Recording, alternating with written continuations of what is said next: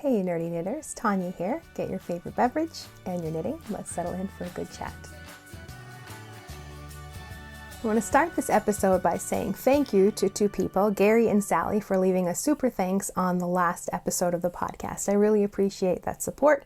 All of the money that gets donated usually goes towards buying new equipment or upgrading equipment or buying yarn and needles for demonstrations. It gets put to good use. So I really thank you for that support. And everybody who watches my videos, thank you for tuning in and hanging out with me and knitting with me. I really appreciate that you're here with me, and you might notice that things are a little bit different in our setting today. I've got my knitting out for once and my cup of coffee here and my desk in front of me so I can put things down and show you things as we talk this week.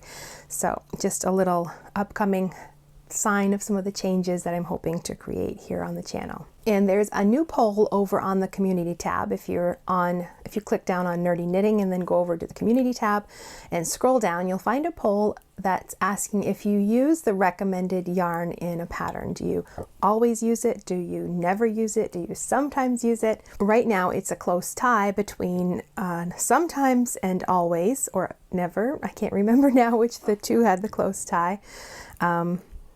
But if you want to weigh in, you can leave a comment or go and answer the poll and see what other knitters had to say about that. I'm in the camp of almost never. Sometimes I use the recommended yarn, but most of the time I use something else.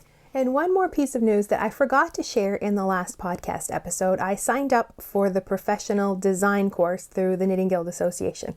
While I'm waiting on my master's program to get reviewed, my level 3, I thought now's a good time to get started instead of taking a break, but that's just the way I am. If I can't take too long before diving into something new.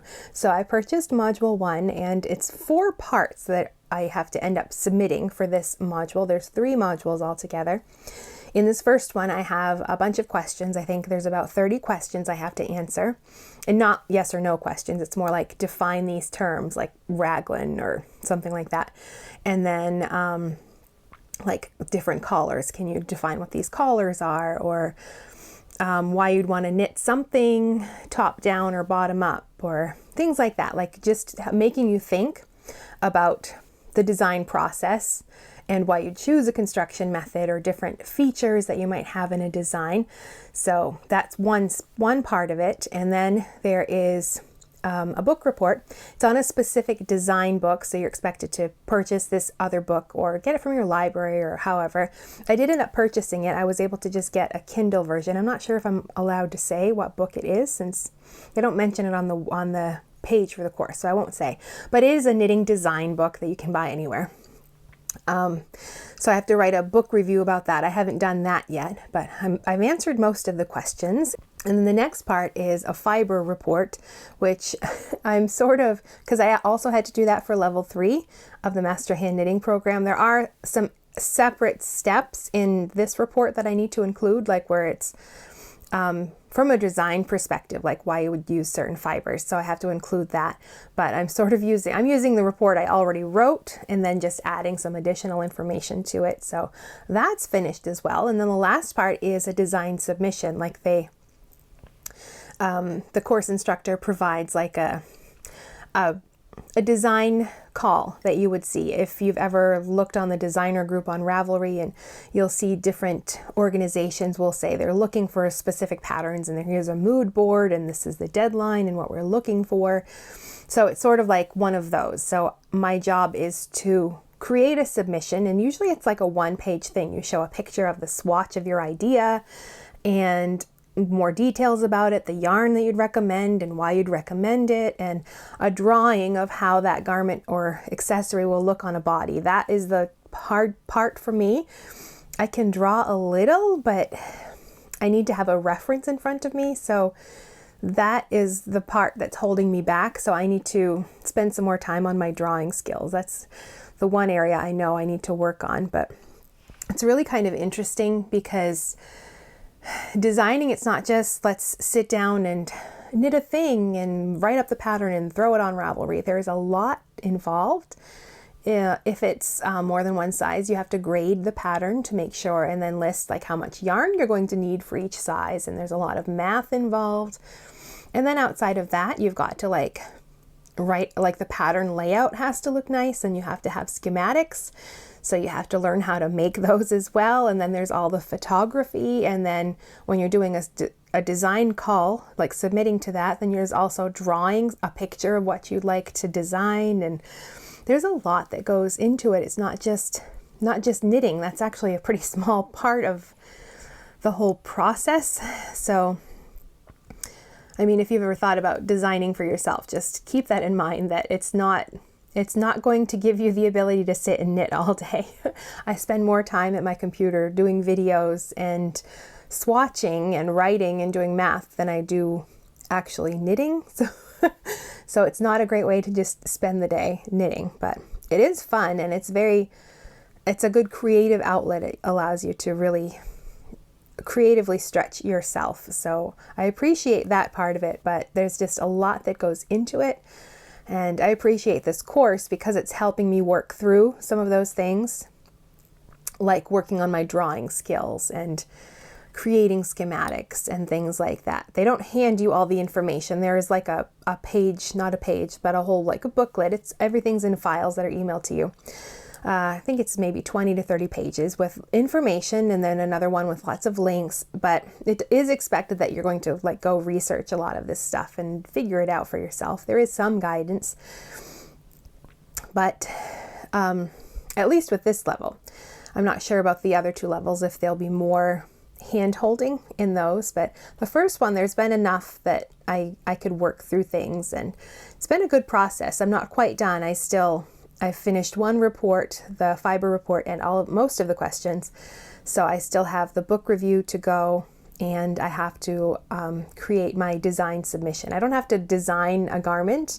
I just have to like swatch something and come up with an idea that fits the criteria for this specific call. So that will take a while to do as well, because I have to come up with an idea and then swatch for it and draw a picture and add all of this together in like a submission. But it's a good learning experience anyway. And the second module, I think, is where I'm going to be spending a lot of time, because that's the one that dives into like creating your spreadsheet so you can grade patterns from one size to another size, because that's a lot of work. And now that a lot of designs are trying to have a wider range of sizes, like 9 sizes or more, it's a lot more math to figure out. And then you also have to think about the stitch patterns and how they'll look, because say it's one large motif, it will look one way on a size small, and it's going to look absolutely different on like a 4X.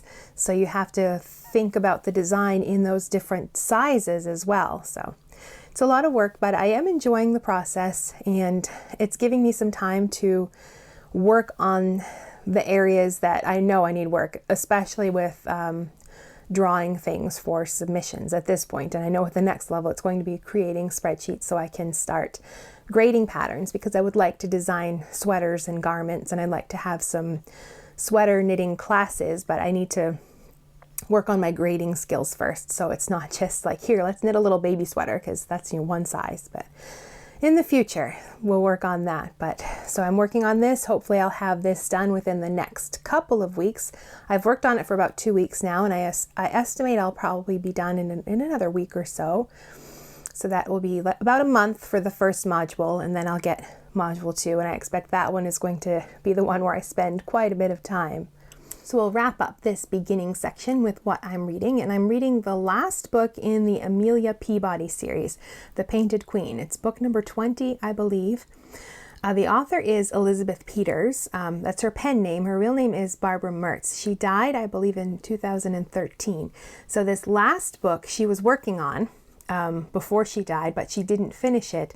So somebody who was very familiar with her work and a close friend was able to, over the course of a few years, complete the novel. So as an honor to her friend, which is very nice, so it's a nice complete set of books. And the story revolves around a woman called Amelia Peabody, and it's set during like the golden age of Egypt, which is from the 1880s to the 1920s. And in the first book, she's from England. She is a spinster, and her father dies and she's left with an inheritance, and she decides she's going to travel.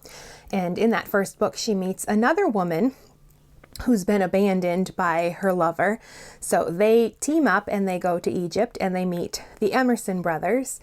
And of course, there's lots of Egyptian history and a big mystery to solve with these two women and these two brothers. And then, I mean, I can't help but give a spoiler here because the future books include all of these characters, but Amelia ends up married to one of these brothers, and all of the remaining books are about them and their eventual children and different adventures they have while they are doing different archaeological digs in Egypt. So the stories are great. They are sort of individual. There are, I mean, mentions from previous books, and some of the later books actually take place earlier in the chronology of the stories, but you could read them each individually. I've read them in the order they were written, and that was great too. They could, because some of the characters are growing and changing, and relationships are changing, and new people are added. So it's nice, I think, to read them in order, but they are sort of, each book is its own standalone mystery as well. Most of them placed in Egypt. Some of them are in other locations as well. But they're really fun books, and Amelia is just a fabulous character. She's lots of fun. I really like her. She's a tough lady. She's got the parasol that she carries around that she has custom made, so like the point and the shaft is like this really sturdy metal, so she uses it as a weapon if she has to. So just really fun, good books, and wholesome. There's nothing super violent. I mean, they're murder mysteries, but they're not graphic or violent or anything like that. But really good series. And there are other books by Elizabeth Peters. So I think when I finish this one, it's the last book in the series, which, they were such good books to read. You ever feel that way? Like after you finished a series, like you wish you could forget them so you could start over and do them again? Like a new reader who's not familiar with the characters. That's sort of how I feel about these. And some of them I like better than others. Some were not my favorite books, but then others were just really great stories. But that's to be expected with any series, and with 20 books, to like most of them and to read the whole series, they have to stand up to something. So the Amelia Peabody series, the first one is called The Crocodile at the Sandbank. The Crocodile on the Sandbank. And that one sort of sets the scene. It's set in 1884, so we meet her and then the eventual characters that are added later on.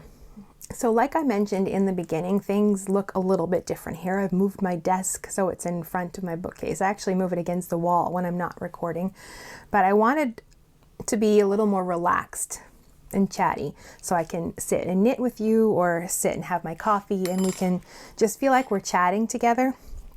And I felt that was hard to do before, and it feels like this might be a better way to do that, I guess. But I'm also getting a bit tired of doing 2 videos at once. I think summer's coming, so I'm feeling the urge to record less and get outside more.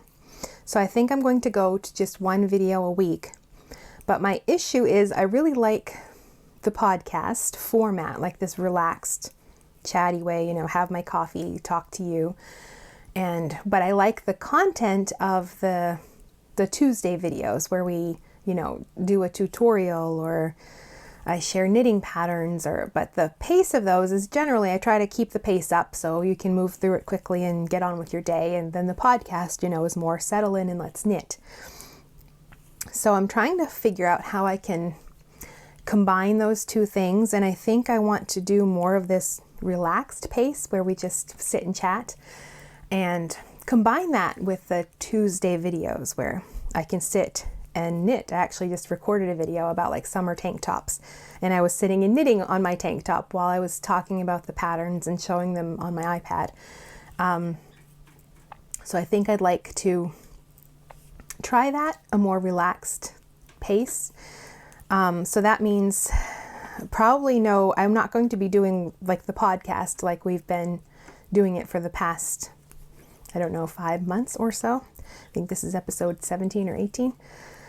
But I'm going to sort of split those things up because I feel like I try to show my knitting every week, but there's not a huge change in how much I've knit, or I don't have a ton of things that I'm working on at once. It's usually like maybe something I'm designing, some personal knitting, or some knitting for somebody else. So maybe 3 or 4 things at once, which doesn't take much time to show if I'm only, progressing like an inch of work on a stockinette stitch body cardigan. So I think that part of the podcast I'm going to just do monthly. Like once a month, our video for the week will be sharing what I'm working on, like what I'm designing or swatching or the progress on my projects. And I think once a month feels like a better fit because I'll have made more progress, for one thing. And then the other weeks I was thinking it would be things like, sharing a collection of patterns on a different topic, like beginner cardigans or baby sweaters like we did a few weeks ago. And then we could still do tutorials, and I would try to make those more relaxed as well. And then I thought for the other week of the month, if I'm thinking about like 4 different weeks in a month, it would be sort of like a knit and a chat like this, where we have our coffee, we have our knitting, and we pick a topic and we just discuss it. Like I want to talk about blocking later on and yarn substitution. So we were going to talk about that on the podcast, but I think I'm going to save that, and we're going to do just like we're doing right now. I'm going to have my knitting out, I'm going to have my coffee out, and we can sit and discuss that topic. So it will be less edited than Tuesday's videos where I've got like slide-ins and pictures and things on the screen. It'll just be me chatting and maybe a little bit of that stuff. But I just would like it to be more relaxed and just sit and knit with you and talk with you. And for some things, I think I can ask you questions ahead of time and then gather your responses, or you can ask me questions and I will answer them.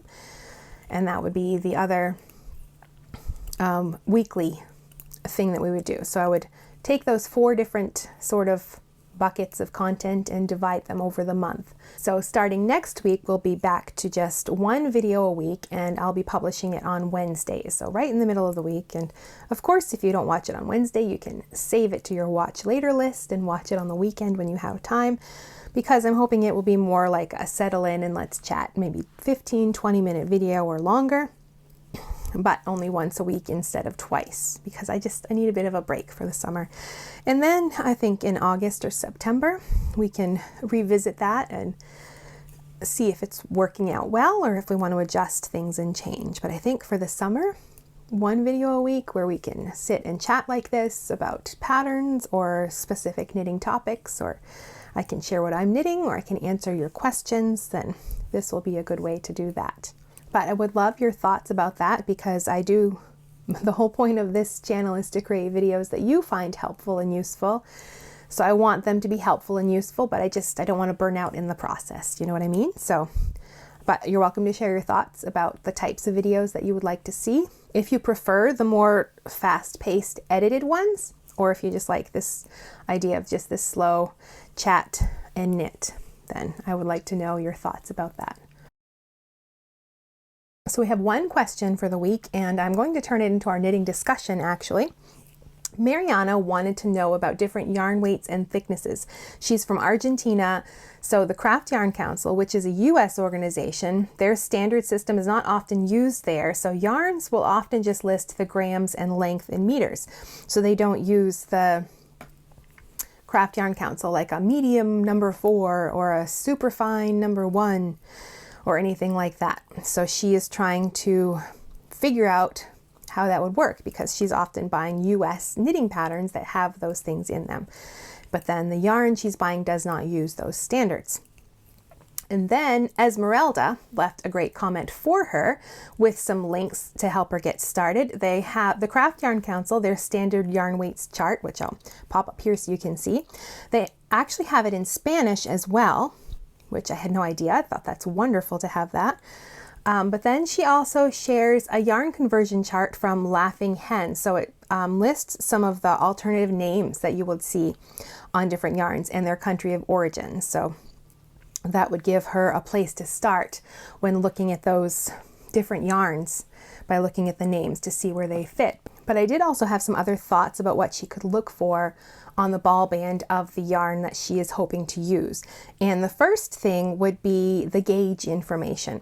Like, that is probably going to be on your yarn label, or it should be, I would think. No matter where the yarn is from, it should have some information about what size needles to use and how many stitches you're getting to either an inch or to 4 inches or maybe even another number. What you can do is look at that gauge information and compare that to the Craft Yarn Council chart and see which category that yarn falls into. And also with the needles, like if it has a recommended needle size, look at the chart and see where those needles are generally recommended. I mean, there's going to be some overlap, but this will at least get you sort of in the right area. And then you could also look for the yarn on Ravelry or yarnsub.com, and usually you'll see different information listed there about the weight of the yarn as well.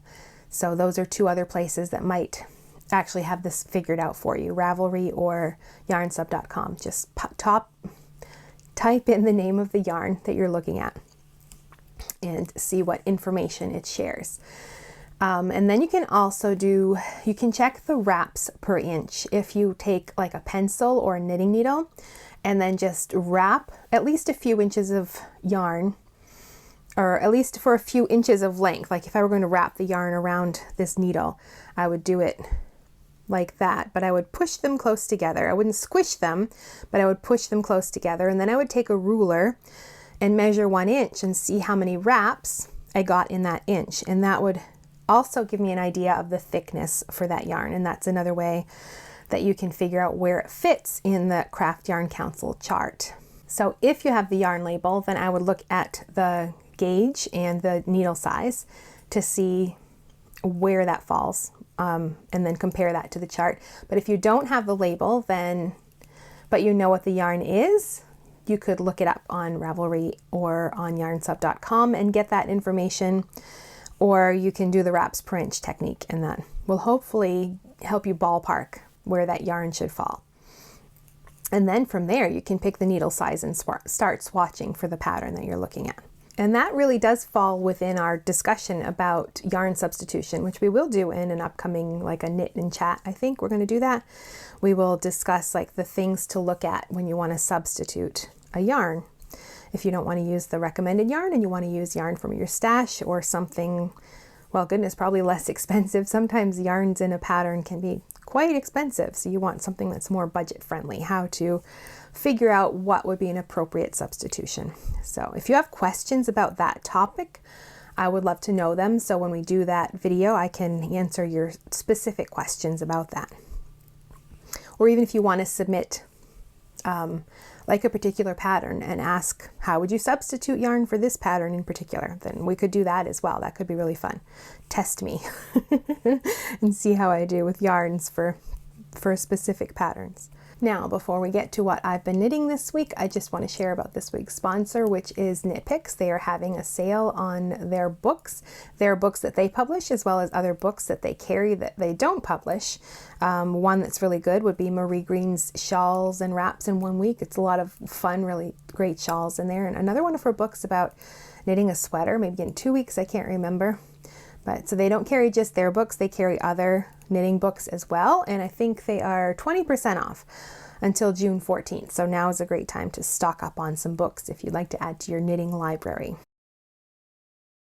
So as you can see, I am currently knitting right now. It doesn't look like much. I'm just going to be knitting a few small swatches. I'm going to be doing another blocking test. If you watched this week's video, it's about the tests I performed on some acrylic yarn swatches to see about blocking them. Well, I'm going to do another test because I had a few comments about other methods for steaming them, because in that video I show the swatch that I steamed and it flattened out those stitches, and I didn't steam it a lot. And I did attempt to steam my daughter's cardigan. I did half of the pieces and left the other half, and I didn't notice a difference when I was sewing it up, so I'm not sure if steaming it is necessary. And I did apply too much steam to one sleeve, and it's very noticeable that the stitches are shiny and really flat in that one spot. Thankfully, it's like right on her wrist part, so it's not going to be very noticeable. But it made me very cautious about using steam for acrylic. But then people left comments asking, like, what if you had steamed it from the back? How would that affect the front? Or what if putting a cloth over the top and then steaming it, how would that affect it? So I thought, you know what, why don't we just test those two? So the results from my blocking experiment, I preferred for seaming, yes, the steaming just flattened it all out, but it also flattened the stitches, which didn't look that great. For the actual fabric, I found that a method of soaking it first, because acrylic is water resistant. So I think letting it sit in the water for about 20 minutes, I put it right in my top loading washing machine, but I didn't close the lid. So I let it soak that way in the water that it was going to be washed in. And then I just shut the lid and let the cycle run. It was like a hand wash cycle, so it's very gentle. And then I pulled it out and just let it dry. I didn't put it in the dryer. I might do that next time, but I just wanted to see how that would look. And the fabric is really nice. That was my favorite method, combining those two, letting it soak and then letting it go through the washer. And perhaps even the dryer after that. I don't know. That one we'll test. But and spray blocking did nothing. And then we did have one where the wet blocking didn't do much either, but I had another one where I wet blocked it and then stretched it while I pinned it. And that one really evened out the fabric as well, surprisingly. But the steaming, because I know that what they say, it kills the fibers because it sort of melts them and they're not going to move. You kind of don't want that in a sweater, I wouldn't think. You want your fabric to feel good and to move with your body. But I pinned it down and then I just used a handheld steamer over the swatch. But with these other questions about what would happen if you pinned it with the wrong side facing up and steamed that, or if you covered it with a cloth and steamed it. So I'm like, well, let's try just steaming in these different ways to see which one would work the best, and if it's possible to use that without killing and flattening your stitches. And I'm thinking maybe putting something over it while you steam it would help with that. So then I was thinking, do you do that when it's wet or do that when it's dry? Like, should the cloth be wet? Should the cloth be dry? And what about the swatch? What if I soaked the swatch first and then wrung it out and then steamed it? So all of these questions, I'm like, okay, well, let's just knit 4 more swatches and do this test. So I was thinking, I've got my control swatch already about like what it looks like right off the needles. I've already got one that I've steamed just that way with the last test. Then I thought I would do one for flip it over and steam it from the back, and then one for covering it with a towel and steaming it, but they're both dry. And then I thought, what if they were both wet? Like if I soak the swatch first and then wring it out, and then the towel is also wet, that could maybe, I don't know if that would protect it or not. So I think those are the methods I'm going to try, like dry covered and wet covered. And I'm not sure if there was another one. I feel like there was one more. Maybe a combination, dry swatch, wet towel. I don't know. If you can think of another test like that would use steam, but another combination of covering it with a towel or whatever, then leave me a comment, because I'm still working on the swatches. So I will record that test and share the results, because I think steaming can be a good option. It just has to be done so carefully. So I'm hoping that like adding a towel over the top, or some like a tea towel or something, to a little protection between the two. But would that even be enough to do anything? I'm not sure. So anyway, that is what's on these needles right now. This is some of the scrap yarn from my daughter's cardigan that is done. I actually have 4 skeins of yarn left, so I've got quite a bit left. I still have to do the pockets on her sweater, but I definitely have enough to knit a few more little swatches. This is Knit Picks Brava Sport. They're 100% acrylic yarn. And then do a few more tests to see what else we can learn about steaming acrylics. Now, speaking of that cardigan, it's all done. The button band is on. It's actually still a little bit damp because I soaked it, and then it's been just drying on the blocking board and a towel. So it's all finished. except for I've got to put the buttons on and we have to decide where to place the patch pockets. So looks pretty good, I think. We do have our buttons picked out. I was looking at them though, and I'm not sure in that big 3-inch, well, maybe they'll look okay, in that very wide button band with this not so wide button, but I don't know if I can't really hold it up there so you can see, but the collar took a long time. It's a lot of stitches and a lot of knitting, but you can see how it's bigger up here. So it folds down. It's just short row shaping. I use German short rows. So it looks really nice. It's all done. Still a bit wet, but like I said, I still have 4 skeins of yarn. I really overestimated how much yarn I was going to need for that. So I asked my daughter if there's anything else she would want, because I don't wear acrylic very much. I just don't like the way it feels on me.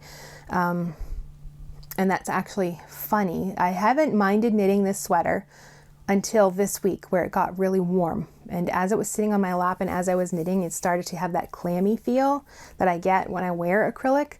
And all I can think is it's like the weather changing, like getting warmer like that. It was like, oh, this does not feel nice. I think it would be okay for me in the winter and the cold. I wouldn't notice it so much. But when I was warm, I did not like the way it felt on my hands. But thankfully it's done now, so I won't have it on my lap very much. I just have to do the pockets, and I'll probably have it sitting on the table in front of me while I do those.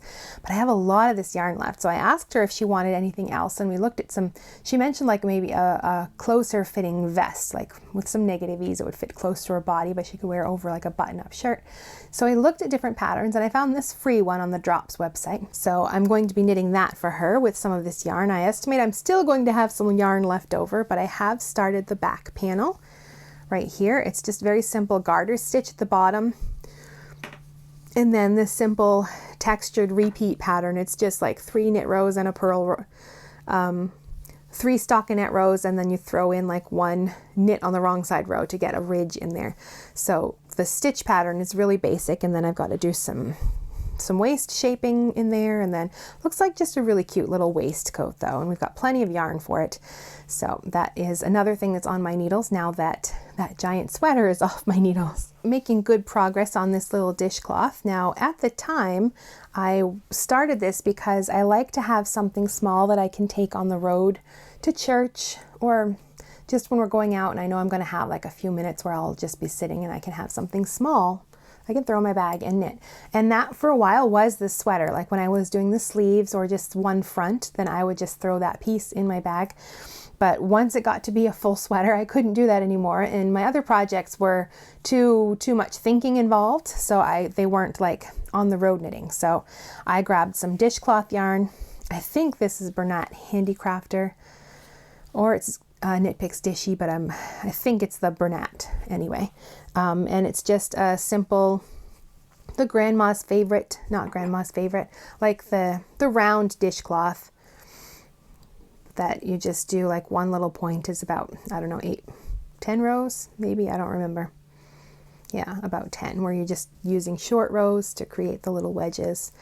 Once you get the pattern down and get the rhythm, it's really simple, so you don't really have to like look at the pattern or think about it too much. You just have to count once in a while to make sure you're on track. But so it's like not a lot of progress because I just grab this, keep it in my purse, so when I'm out then I've got some knitting to do. So it's coming along though, about halfway done. And I started a tank top for me. I'm using Patons Hempster. It's a cotton hemp blend. I don't really think it's meant for garments. It's probably meant for like market bags and stuff, but I had a lot of it. I got it for a really good price, so I just bought a whole bunch in this really bright green color, which I like neons in the summer. I don't know why. So I've started the back or the front. No, wait. The pattern's called Sayer by Julie Hoover for Pearl Soho. So it's reversible. One side has a V-neck and one side has a crew neck, and you can choose which side to wear, but the directions are written so both sides are the right side or the front side. So this is one side. I think this at this point they're the same, it doesn't matter. But what I'm finding is that the bottom is curling up because the edging, well, the original edging was garter stitch, and I don't use garter stitches in edging very much. on a garment. When I see it on a garment, I usually switch it to reverse stockinette. I did that with this sweater. Like the original sweater had garter stitch for the hem and the collar and on the sleeves, and I just switched it. I just used reverse stockinette, same number of rows I think, but I just like the way it curls, because it curls to the inside and it just creates a nice edge. I just like it. But what's happening here, I did that on this garment, but now it's curling up the other way. I did the same number of rows, so I'm not sure if it had been done in garter stitch, if it would have made a difference. But what I'm thinking is it's the width of the garment. A smaller garment probably would not curl up like that, but the wider it gets, the more likely it is to curl, which is another thing that when you're grading a knitting pattern, when you knit like this small sample size, those things aren't noticeable, but the wider it gets, if you're not knitting a wider garment as the designer, you might not know that that is going to happen. You might not know that you need a wider bottom edge to compensate for that curling, but I actually don't mind it. It sort of stops anyway. It doesn't continue curling. So it looks like it was done on purpose. I mean, I might, when I wash and block it, I will probably pin it so it doesn't curl, but I actually don't mind the curl all that much. So we'll see. So it might block out. I'm not sure. We'll find out. But if I wanted to, I could rip it out and add more, but I actually don't think it looks terrible the way it curls up there on the bottom. It looks almost intentional. So really simple pattern, just stockinette. I'm doing some decreases because it's sort of wider at the bottom and it becomes like this A-line shape. So it'll be more fitted at the bust, which I like in summer tops. Well, I like in a lot of my tops actually. I like to be more fitted in the top so they look like they fit well, but then I want more room around my hips and my stomach and stuff because I'm larger down there. So I want it to have more movement. So an A-line shape is nice for that. So that is coming along, and it is summer, so hopefully this will be done and I can enjoy it for some of the summer. Well, I guess it's not summer yet, it's still only May, but it's getting warmer here, so it feels like summer. And I really like to get outside in the warmth when it's nice like this. And I've also been swatching for a new design. This is really bright, this pink. I combined, I think it's just Patons, classic wool worsted, with, I think it's drops, alpaca silk. So that fuzzy mohair-like texture. I don't know if you can see the stitch pattern there. It's seed stitch at the top and the bottom, and then the chevron in the middle is seed stitch, and then it's just stockinette. But you do it like with stranded color work. So there's the back. Back actually looks pretty cool too. So I'm thinking this would make a nice cowl or like an infinity scarf. I was thinking actually like it would be deeper than this. It would probably be maybe 6 of the chevrons. So that would be like that deep. And then long enough to like wrap around twice. You could even put some up over your head if it's deep enough. I'll have to check that measurement. So it'd be like really fuzzy and warm and bulky around your neck. Sort of a combination of ideas. The pattern comes from this book, Seed Stitch by Rosemary Drysdale, which, I mean, she's got them reversed, the textures in this dark blue, but this really nice chevron down here. But I saw another pattern in here where she combined the mohair. Let me find it right there, where she combined like a mohair or a fuzzy yarn with another yarn. And I'm like, oh, I like that idea of texture and with the mohair, but I didn't really necessarily want to do either one of those patterns. So, but I liked the chevron pattern, so I'm like, let's just try that idea with the chevrons. So I like how it came out. I really like that bold pink in there. So this might become a cowl in the future, I think. I don't know. We'll see about that. So of course there are a few projects in my unfinished objects pile, so I'm just going to leave them there for a while. The fingerless mitts are done, but I haven't done the convertible top. They've been done for quite a few weeks now, and I just haven't gotten around to that yet. Maybe when I've got some of these other things out of my head and I have room to think about that, because I have to figure out how I'm going to do that process. So I'm just sort of putting them in the unfinished pile for now with plans to finish them. And then also I was knitting some wrist warmers with all of the yarn I had left over from knitting my level 3 stranded knitting project. I knit a tam with 8 different colors, so I've got lots of yarn left. So I thought I would knit some matching wrist warmers, but the needles I need I used for my daughter's cardigan, and now I'm using for the waistcoat for her. I'm just using the same needle size so I don't have to do another gauge swatch because I know the gauge I have with those needles. So I don't have another pair of circular needles in I think it's US 4 I'm using. So they're just sort of hanging out right now until those needles are free. But I think I need to start buying some needles in different sizes. I actually do have some acquisitions to show this week. We went and picked up buttons for my daughter's cardigan. They're like, I think they're like plastic resin stuff, but they look a little wood-like. So I was going to put them on last night before I gave the sweater its final soak, but I thought I would wait because I was going to soak it for 20 minutes. I probably won't do that again. It was just like a one-time thing to help settle the fabric. And then after that, it can just go in the wash on the hand wash cycle, so it won't be just soaking away. But I thought it wouldn't be great for the buttons to be sitting in the water. So I've got to get them put on today probably, and then have her put the sweater on, and I should get pictures of that to add to this podcast or the next episode, and then get the pockets made.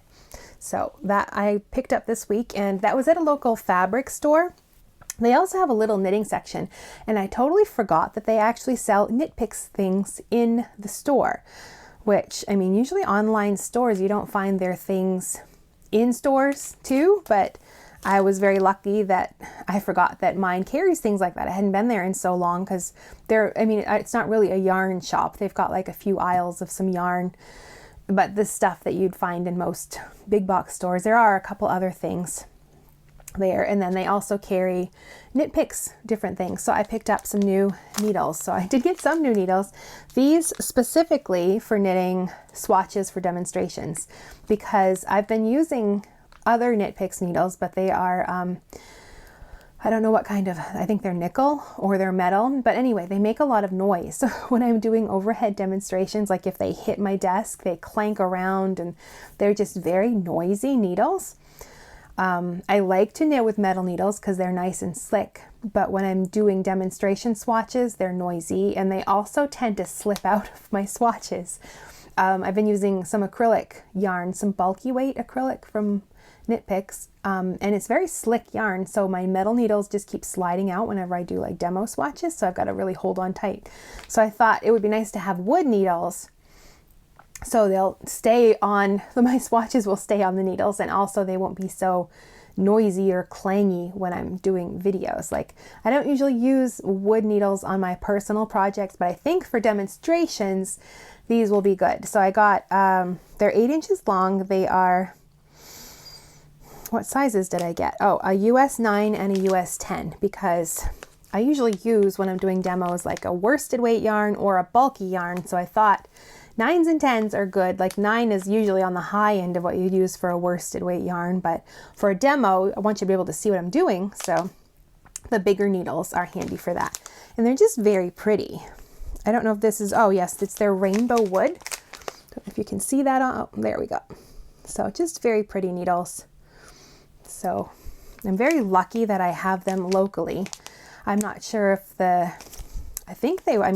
I'm in Canada, so prices are different, but the 9s were $12 and the US 10s were about $15.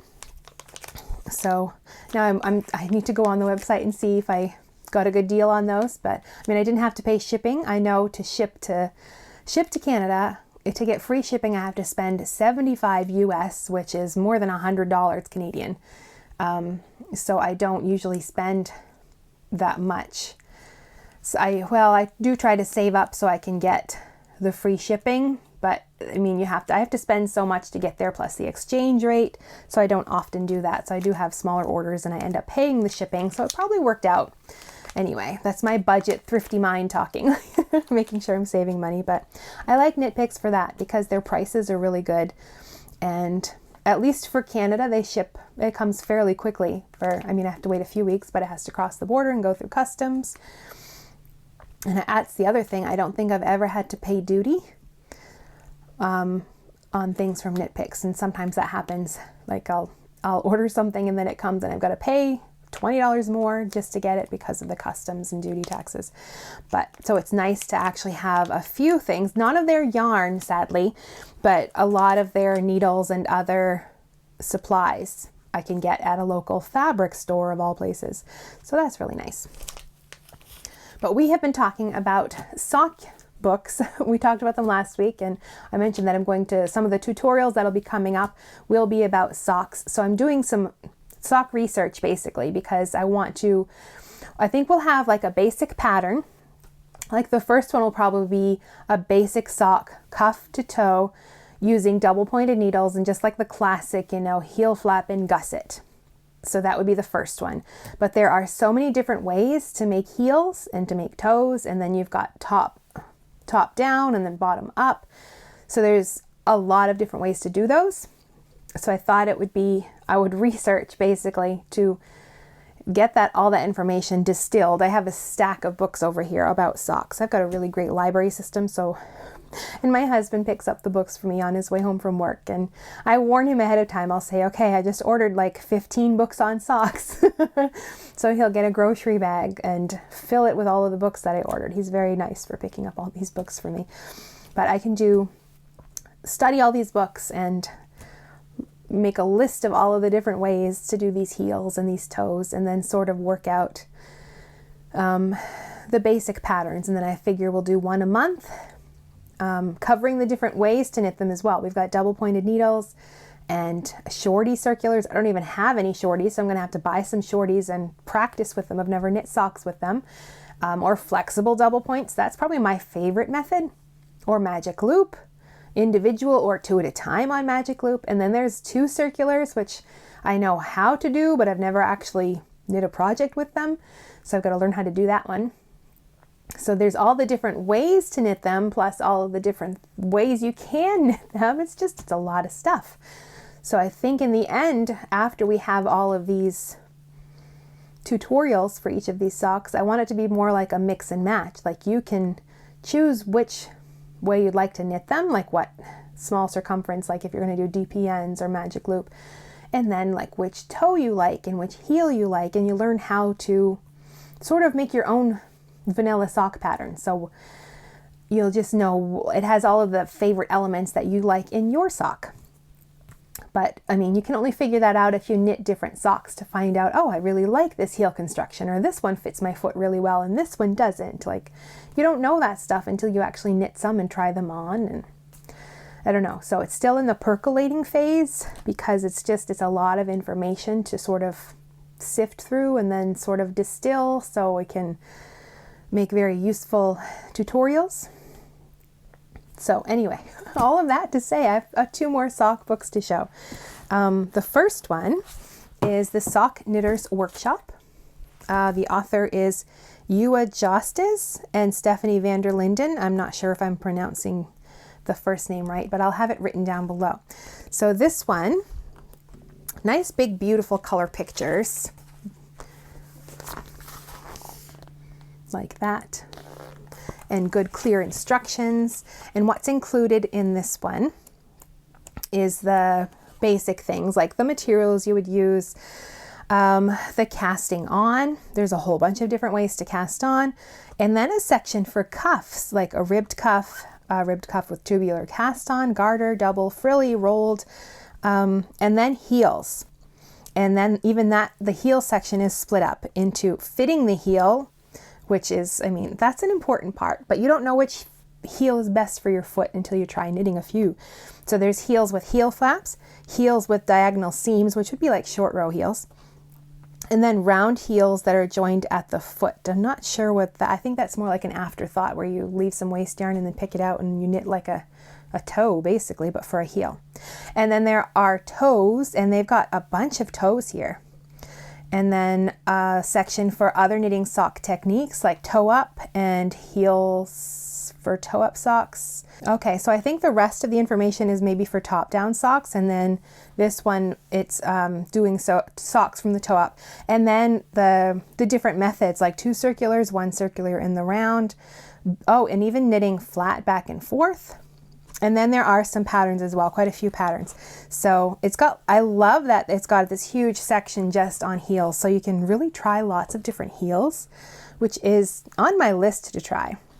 So here's some of the cuffs it would have in here. So that might be something too, just to have different, goodness, the more I look at things, the more I'm getting ideas about what we could include in all of these tutorials. So at the end, it's probably going to be like a whole book of sock information that you can pick. Okay, let's add this cuff and let's do this heel and let's do this toe. But I mean, I can't do that all in one video, so I have to split it up into different videos. And then just, goodness, there's lots of great pictures, working double stitches, probably for the short row heels. So it's very clear instructions, lots of pictures to walk you through it. Oh, and then patterns as well. These are really pretty ones. I like those. It's an interesting texture on there, like a basket weave. That's what they're called, basket weave socks. Almost like an entrelac on there. Isn't that pretty? But anyway, so this is a good choice, especially if you'd like to look at different heels. That's why I got this one. Or, well, I can't say that. I ordered just like every sock book I could, hoping that there would be good information in them. And this one has some good information. And the other one that I really like is this Custom Socks Knit to Fit Your Feet by Kate Atherley. Now this one, she dives deep into like measurement and measuring other people's feet, and how she did a foot size survey. And how do your feet measure up, and then estimating like what you're going to need for yarn, like all of this stuff. And then, yeah, she's got charts in here about the sock sizing and just so much information just about the sizing. So that is a huge thing because you want your sock to fit well, and even talking about like the different parts of your foot and how they compare to a sock basically, and what you need to know. And yeah, I think it's that heel diagonal that gets us, like that part of the foot, like getting your tube to fit the shape of a foot is, I mean, well, that's why we have all these different methods for heels, because that shape is different on everybody, isn't it? So this one has that information on sizing, and then yarn needles and gauge. And then it has basic like vanilla patterns, the top down sock and then a toe up sock. And then this section on adding stitch patterns, which is really nice. So if you want like a basic pattern, but then you want all of the stitch patterns so you can really jazz up your socks, then this would be a good one to do that. And then there's a section for non-average feet. So you can really adjust the fit of the sock. So if you've knit a lot of socks and you really like knitting socks, but now you want to like perfect the fit, then this would be the book for that. But and then yeah, charts for how much yarn you're going to need depending on, and I mean there's a lot of sizes in here. But then she has, oh, somebody's been using this book. Not my note in there, somebody else's. The basic sock, and they're just basic like little bit of ribbing, stockinette stitch socks for the two basic cuff down toe up patterns. Then this section on adding stitch patterns is really great if that's something that you want to do, if you want to move past like the ribbed sock or a stockinette sock and you want to add some different stitch patterns, then that is all in here too. And then there are some other socks as well, like, well, the sock patterns with some stitch patterning to make them more interesting, so you can knit the designs that she has in here as well. Yeah, but this one is really about the fit, about getting a good fit for that. I mean, that's really the title says it. They just to really customize how the sock fits your foot. So those are the two recommendations for this week. So that is all for this episode. And like I said at the beginning, we're making a few changes here. This will be the last podcast for the summer. I'm going to be splitting things up, and we'll still be talking about the same things, but it's going to be split up over the weeks. And instead of 2 videos a week, we're going to be doing 1, and it will publish every Wednesday. So I will see you next Wednesday right here, where we will talk about something. So get your knitting and get ready for that next episode. Or if you're looking for past episodes, then you can click on this playlist right here, and I'll see you in the next video.